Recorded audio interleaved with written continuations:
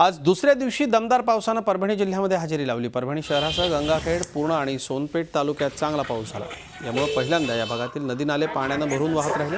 गंगाखेड शहरामध्ये शहरांवरती पाणी दिसून आलं, तर पूर्णा शहरामध्ये देखील हीच अवस्था होती। जिल्ह्याचं मध्यवर्ती ठिकाण असलेल्या परभणी शहराचं मात्र पहिल्याच पावसात वाभाळं निघालं। शहरात अर्धा तासच पाऊस झाला, पण शहरातील परभणी वसमत महामार्गावरून टीव्हीएस शोरूमच्या परिसरामध्ये जो मुख्य रस्ता आहे त्यावर पाणी दिसत होतं। त्यामुळे एका बाजूचा रस्ता अर्धा तासात बंद करण्यात आला।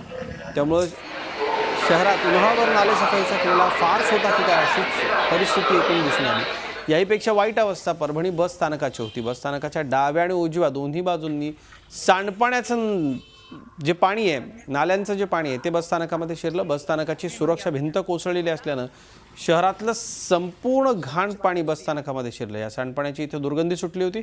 शहरामधला कचरा आणि चिखल बस स्थानकात वाहून आला होता। त्यामुळे प्रवाशांना चिखल तुडवून बसमध्ये शिरावं लागत होतं।